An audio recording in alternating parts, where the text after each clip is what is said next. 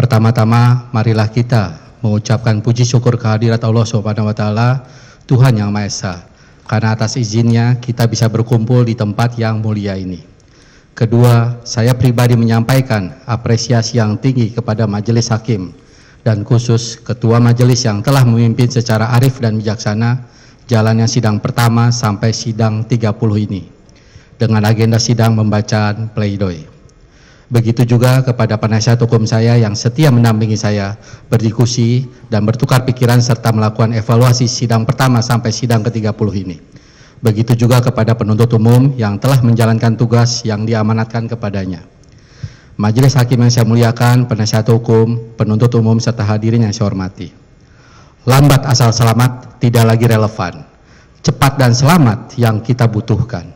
Tidak cukup hanya melangkah, melainkan harus melompat, dan kita harus lebih cepat dan lebih baik dibandingkan dengan negara lain. Presiden Republik Indonesia Joko Widodo, Jakarta, 16 Agustus 2019, Gedung DPR MPR RI.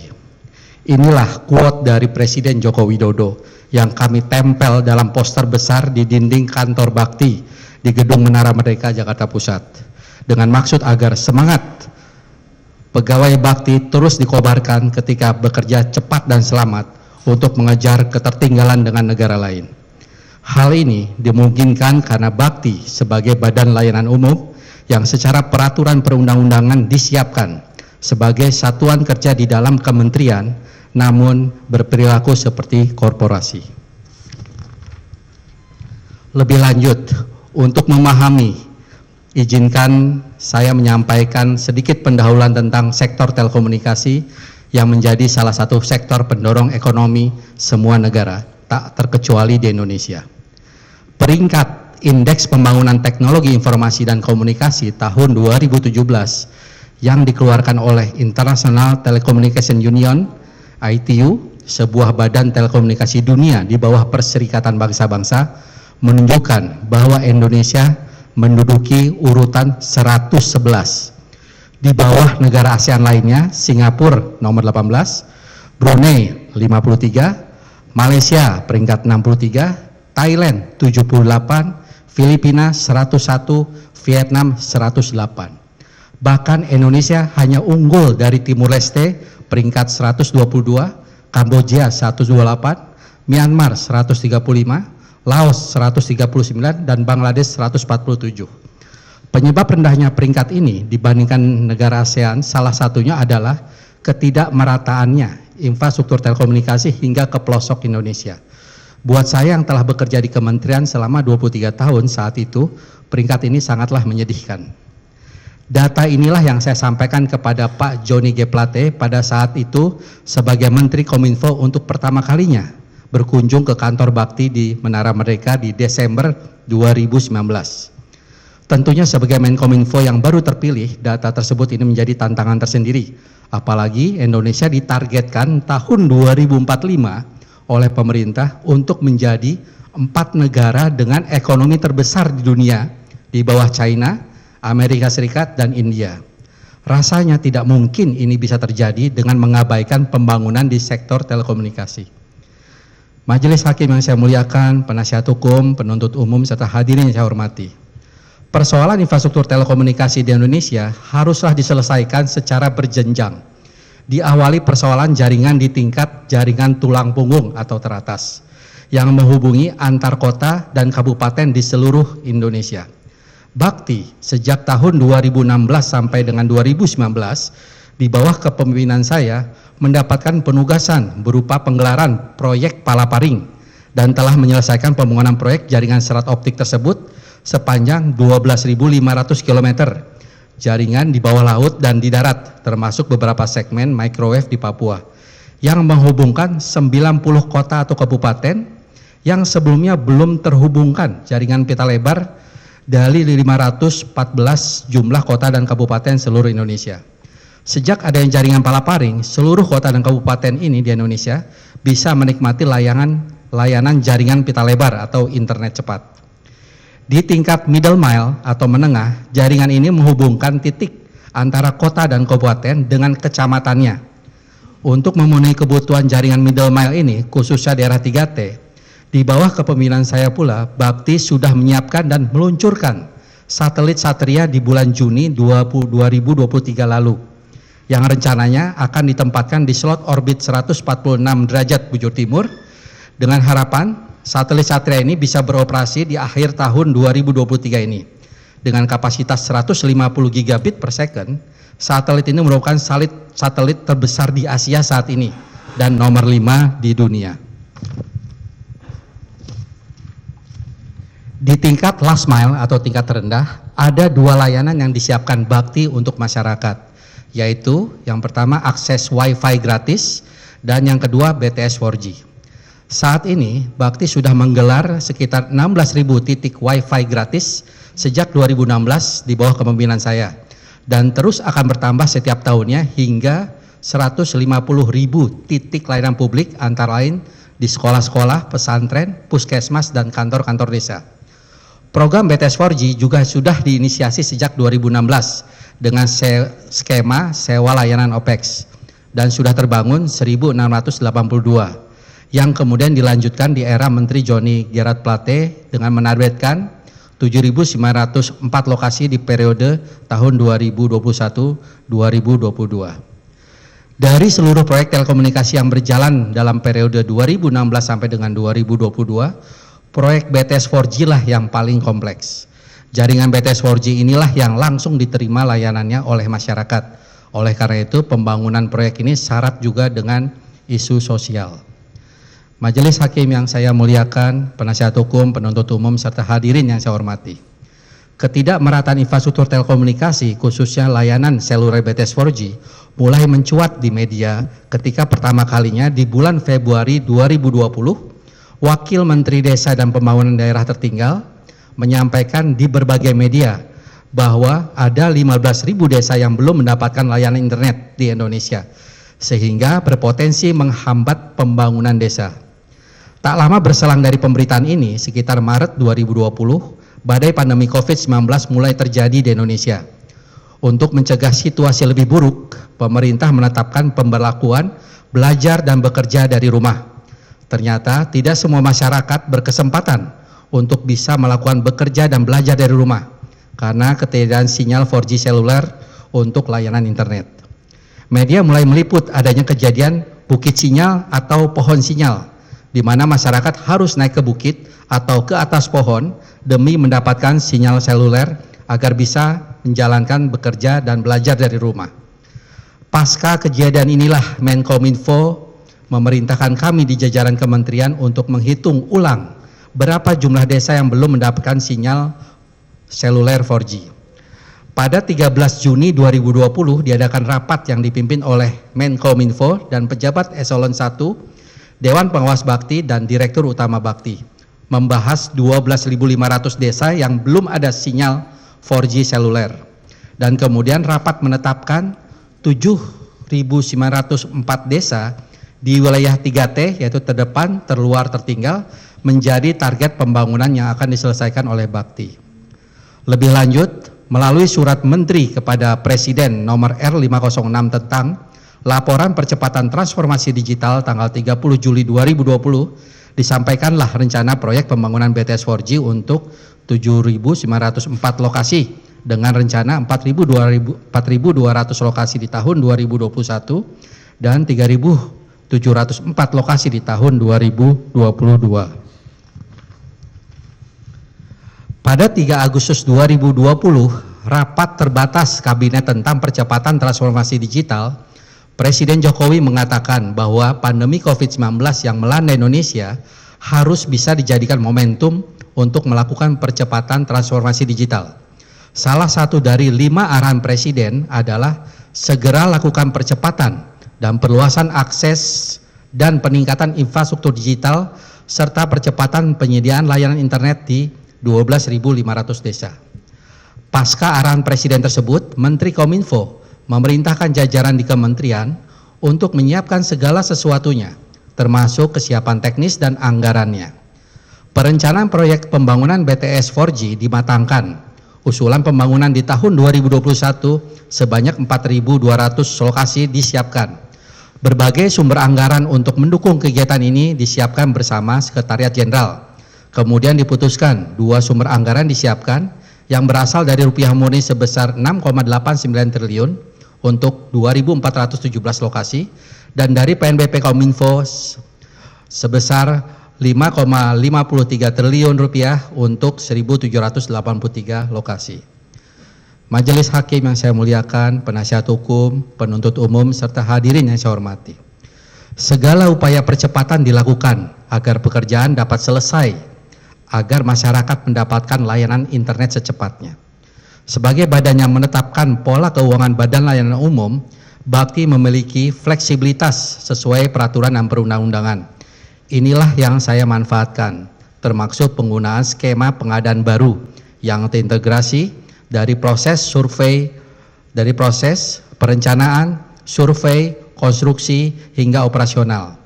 Hanya semata-mata demi mendapatkan manfaat buat masyarakat banyak di daerah 3T, demi menjalankan perintah Presiden, dan demi mengejar ketertinggalan Indonesia di sektor teknologi informasi dan komunikasi dibanding negara lain, seperti yang saya sampaikan di awal tadi. Namun, ternyata dalam perjalanannya, menggunakan fleksibilitas Badan Layanan Umum, walau sudah dipayungi peraturan perundang-undangan, tidaklah mudah. Masih banyak pihak-pihak yang berpendapat, termasuk auditor internal dan eksternal, aparat hukum. Walau Bakti sebagai BLU masih merupakan satuan kerja di bawah kementerian, tidaklah bisa terlepas dari pola-pola birokrasi di kementerian pada umumnya. Padahal Bakti sebelum kasus hukum ini adalah BLU percontohan dari lebih 250 BLU yang ada saat ini. Percontohan karena Bakti memiliki proses bisnis internal yang sederhana dan cepat demi pelayanan masyarakat, demi penyediaan layanan kepada masyarakat yang cepat dan berkualitas. Kami berpendapat bahwa proses perencanaan dan proses pengadaan BTS 4G sudahlah berjalan baik. Adanya fakta terjadi proses backdate tanggal penetapan dokumen di beberapa dokumen hanyalah semata-mata untuk memenuhi administrasi yang sudah disepakati di awal. Tidak ada maksud sama sekali untuk keberpihakan kepada salah satu peserta tender.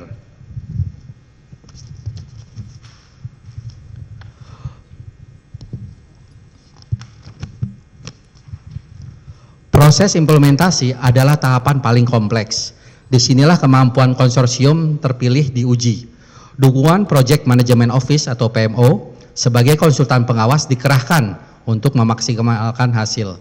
Namun persoalan lapangan terlalu kompleks untuk diselesaikan, khususnya waktu pelaksanaan proyek yang hanya selama 6 sampai dengan 9 bulan saja.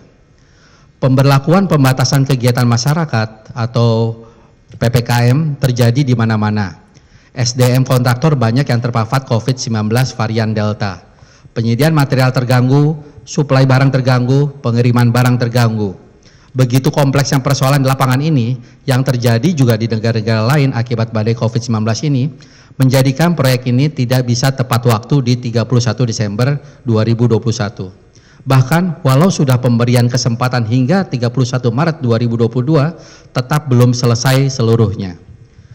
Majelis Hakim yang saya muliakan, penasihat hukum, penuntut umum, serta hadirin yang saya hormati. Saya akui keputusan saya memulai proyek di awal April 2021 adalah tindakan yang sangat beresiko. Apalagi pekerjaan ini dilakukan dalam 1 tahun anggaran. Ketidakcermatan ini berbuah pada proses hukum yang sedang dijalankan saat ini. Namun, dengan pertimbangan terbaik saat itu, 1 April 2022, dengan perkembangan fisik proyek mencapai 85%, keputusan bersama saya selaku Direktur Utama, Direksi, dan Kepala Divisi selaku Manajemen Bakti, dan penjabat membuat komitmen PPK untuk tetap melanjutkan proyek dengan kontrak baru adalah sebuah keputusan besar dan beresiko, semata-mata agar negara terhindarkan dari kerugian yang lebih besar lagi. Namun keputusan ini memiliki harapan untuk merubah potensi kerugian yang terjadi saat itu karena pekerjaan belum selesai menjadi sebuah manfaat yang ditunggu oleh masyarakat sekitar lokasi pembangunan. Fakta persidangan mendapatkan informasi dari saksi Direksi Bakti bahwa hingga kini dari 4.112 lokasi yang semula 4.200 lokasi, 3.175 lokasi atau 77%-nya sudah on air, dan 667 lokasi atau 16%-nya diantaranya kahar karena gangguan keamanan. Bahkan dari saksi perwakilan konsorsium menyampaikan bahwa seluruh lokasi kecuali lokasi kahar, yaitu 3.445 lokasi, sudah semuanya selesai. Adanya perbedaan ini karena saat ini tidak ada kontrak kerja tahun 2023 antara Bakti dan konsorsium pelaksana, sehingga mekanisme berita acara pekerjaan tidak bisa dilakukan. Fakta ini tentunya sangatlah menggembirakan buat kami, karena tugas kami untuk menyelesaikan proyek dan memberikan layanan masyarakat bisa segera berjalan, walau kasus ini tetap berlanjut, kasus hukum ini tetap berlanjut. Majelis Hakim yang saya muliakan, penasihat hukum, penuntut umum serta hadirin yang saya hormati. Adanya perhitungan kerugian negara yang dilakukan oleh BPKP membuat saya terheran-heran. Bagaimana bisa institusi sekelas BPKP melakukan kecerobohan besar dalam melakukan perhitungan ini? Banyak asumsi-asumsi yang dilakukan tidak sesuai dengan fakta dan pengabaian perhitungan komponen. Padahal hal tersebut sangatlah penting. Perhitungan tersebut berujung adanya kerugian negara sebesar 8,03 triliun rupiah. Padahal sesuai fakta persidangan, Bakti baru membayarkan 7,7 triliun rupiah saja untuk seluruh pekerjaan per 31 Maret 2022. Dengan status 1.755 lokasi on air, 1.112 lokasi diantaranya sudah PHP dan progres fisik mencapai 85%. Izinkan saya ulangi sekali lagi, karena di luar nalar sehat kita dan untuk memberikan penekanan, proyek senilai 10,8 triliun rupiah atau sebesar 9,5 triliun rupiah neto setelah dikeluarkan perhitungan pajak per 31 Desember 2021 telah dibayarkan 100% dengan jaminan bank garansi. Per 31 Maret 2022 setelah memperhitungkan pengembalian akibat pekerjaan tidak selesai, perhitungan negara hanya membayar 7,7 triliun rupiah. Namun perhitungan oleh BPKP terjadi kerugian 8,03 triliun rupiah sebagai kerugian negara. Bagaimana mungkin kerugiannya melebihi jumlah yang sudah dibayar?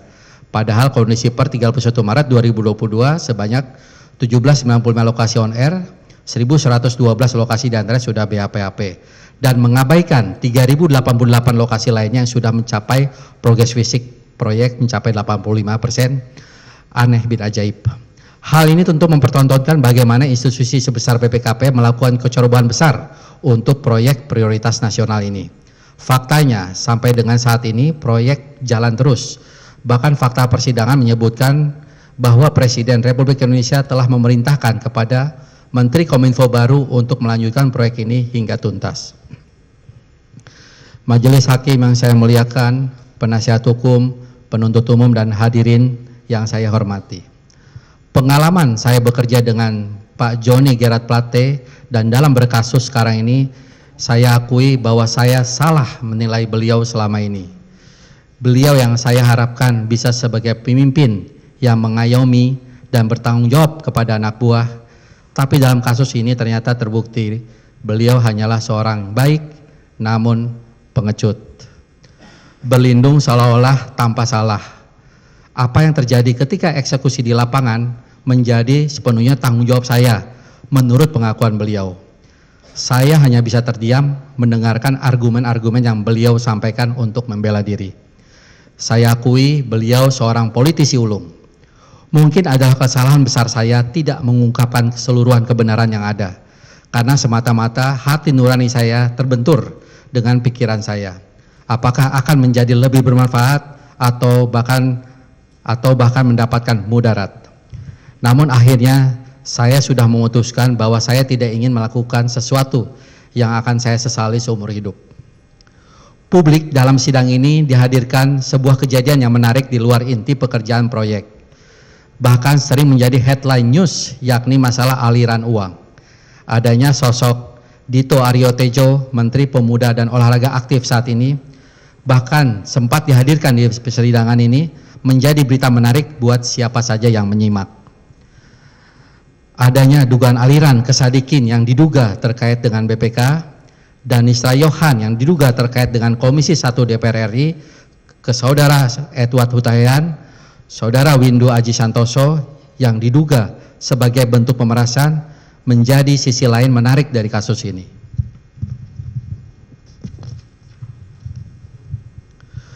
Bahkan pernyataan di sidang lain terkait proyek BTS 4G ini, di mana salah satu terdakwa mengajukan sebagai Justice Kolaborator atau GC, seolah-olah publik dihadirkan sebuah cerita yang mengandung kebenaran. GC adalah hak setiap terdakwa. Namun untuk kasus ini, GC yang dilakukan terdakwa Irwan Hermawan hanyalah sebuah tindakan untuk menyelamatkan diri semata, tidaklah berbasis kebenaran seluruhnya. Terdakwa Irwan Hermawan telah terdakwa Irwan Hermawan telah membuat skenario seolah-olah dirinya hanyalah seorang pengepul dan penyalur semata atas perintah seseorang. Sama sekali tidak mengambil keuntungan sedikit pun, padahal jumlah uang yang diterima mencapai 243 miliar rupiah. Cerita ini terasa manis sekali diikuti. Terdakwa Irwan Hermawan sangat pintar menyusun skenario hingga publik menikmati ceritanya. Tapi sayangnya cerita ini tidaklah berbasis kebenaran seluruhnya. Beberapa fakta yang saya ungkapkan berikut ini semoga memberikan beberapa pertanyaan agar publik tidak terbuai dengan cerita terdakwa Irwan Hermawan yang tidak berbasis kebenaran. Apa logikanya terdakwa Irwan Hermawan mengelola 243 miliar rupiah tetapi tidak ambil keuntungan sepeser pun? Bahkan tersangka Windy Purnama yang merupakan kurirnya terdakwa Irwan Hermawan justru mendapatkan fee 750 juta rupiah. Saya dan terdakwa Galumang Menak Simanjuntak tidak pernah tahu yang namanya filing kabinet, tempat terdakwa Irwan dan Hermawan dan tersangka Windy Purnama menyimpan uang. Tidak ada satupun dalam fakta persidangan bahwa seluruh kontributor, yakni Saudara Jamie Suciawan, Saudara Muhammad Rizky, Yus Rizky, Saudara Alfi Asman, Saudara Stefan Sutrisna, memberikan kontribusi atas perintah saya kepada terdakwa Irwan Hermawan. Namun terdakwa Irwan Hermawan mengakui atas perintah saya. Sampai dengan persidangan, saya tidak pernah menyadari bahwa kontribusi begitu besar sudah dikelola langsung oleh terdakwa Irwan Hermawan. Dugaan saya bahwa Irwan Hermawan sangat pintar menjual nama saya dan menteri, seolah-olah adalah orang kepercayaannya, sehingga seluruh kontributor untuk memberikan kontribusinya ke terdakwa Irwan Hermawan, bahkan tanpa konfirmasi dari kontributor ke saya sekalipun. Dugaan saya juga kalau memang sejumlah tersebut, saya meragukan sepenuhnya digunakan untuk kepentingan proyek. Terpikir bahwa ada kepentingan pribadi terdakwa Irwan Hermawan, tetapi sulit saya membuktikan karena memang saya tidak pernah terlibat dalam aksi pengumpulan kontribusi ini. Pertanyaan selanjutnya, lalu yang benar yang mana? Saya bisa simpulkan kebenaran hanya akan terungkap ketika terdakwa Johnny Gerard Plate, Galumang Menak Simanjuntak, dan saya menceritakan semua padanya. Tanpa keserentakan, kebenaran sulitlah terungkap. Masing-masing tentu punya kepentingan dalam kasus ini. Justice Kolaborator yang telah diusulkan oleh terdakwa Irwan Hermawan menurut saya hanyalah sebuah skenario murahan yang tidak berbasis kebenaran seluruhnya. Nampak jelas tujuannya adalah menyelamatkan diri dengan merekayasa kebenaran sehingga merugikan saya dan terdakwa Galumang Menak Simanjuntak. Majelis hakim yang saya muliakan, penasihat hukum, penuntut umum serta hadirin yang saya hormati. Penuntutan pidana oleh jaksa penuntut umum selama 18 tahun buat saya dan keluarga adalah seperti terjadi kiamat. Apalagi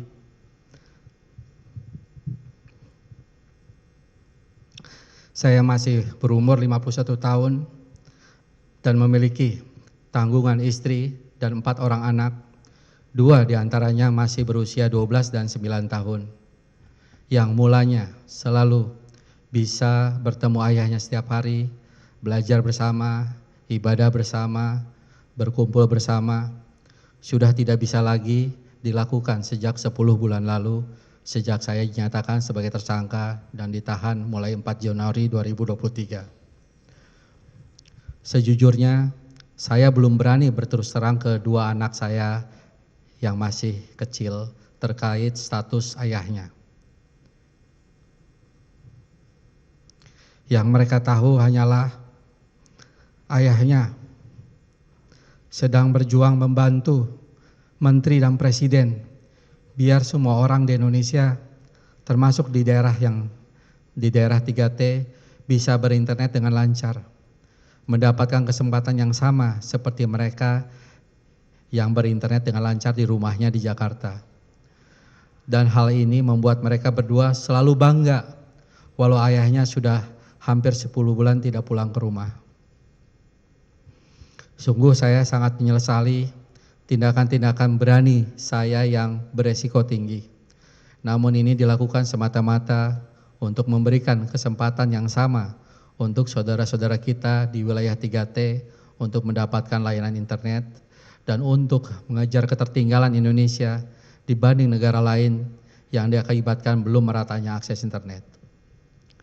Sebagai Direktur Utama Bakti yang merupakan salah satu satuan kerja di Kementerian Kominfo, saya hanyalah pelaksana dari setiap kebijakan yang sudah ditetapkan Menteri dalam rencana bisnis dan anggaran bakti dan rencana strategis Kementerian Kominfo. Sehingga saya bukanlah penanggung jawab tertinggi pekerjaan. Penetapan target pembangunan BTS 4G di 4.200 lokasi tahun 2021 dan penyiapan anggarannya telah melalui sebuah rapat bersama yang dipimpin langsung oleh Menteri, dihadirin oleh Sekretaris Jenderal dan para pejabat eselon 1.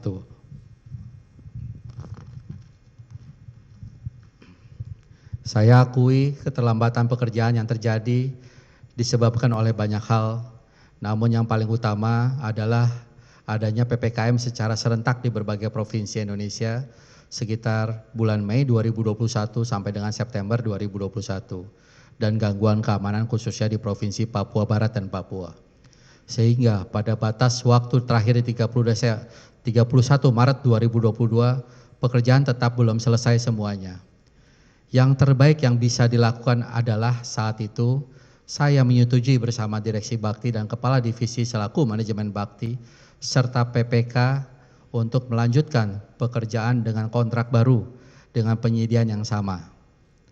Dengan pertimbangan untuk menghindari kerugian negara yang lebih banyak lagi dan memastikan proyek tidaklah mangkrak. Saya minta maaf sebesar-besarnya kepada Presiden Joko Widodo, Pak Joni Gerard Plate, rekan kerja di Kementerian Kominfo, rekan kerja di Bakti karena sudah disibukkan dengan proses hukum ini. Dan lebih khusus kepada masyarakat di daerah 3T yang sampai saat ini masih menunggu hadirnya layanan internet. Permintaan maaf ini juga saya sampaikan kepada keluarga besar saya, ibu saya, istri, dan anak-anak saya yang tetap ikhlas dalam menjalankan semua proses hukum ini. Saya juga hilaf dan menyesali pernah menerima uang selama pekerjaan ini sebanyak 5 miliar rupiah untuk membeli sebuah rumah. Saya hanyalah manusia biasa yang tidak bisa luput dari kesalahan-kesalahan. Oleh karena itu, saya memohon dengan sangat kepada Yang Mulia agar saya bisa dihukum seringan-ringannya, karena saya percaya Majelis Hakim sebagai wakil Allah Subhanahu wa Ta'ala, Tuhan yang Maha Esa di dunia ini, akan berlaku seadil-adilnya. Akhirnya, kepada Allah Subhanahu wa Ta'ala, Tuhan yang Maha Esa, hamba pasrahkan segala-galanya, dan kepada tim penasihat hukum yang telah berjuang bersama-sama dalam rangka menggapai keadilan yang sejati, kepada istri, anak-anak, serta keluarga besar yang selalu mendukung saya selama ini saya ucapkan terima kasih. Wabillahi taufiq wal hidayah. Wassalamualaikum warahmatullahi wabarakatuh. Jakarta, 1 November 2023, Anang Ahmad Latif.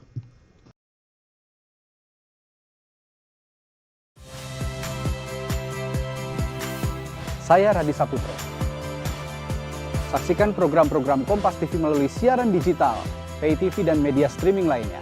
Kompas TV, independen, terpercaya.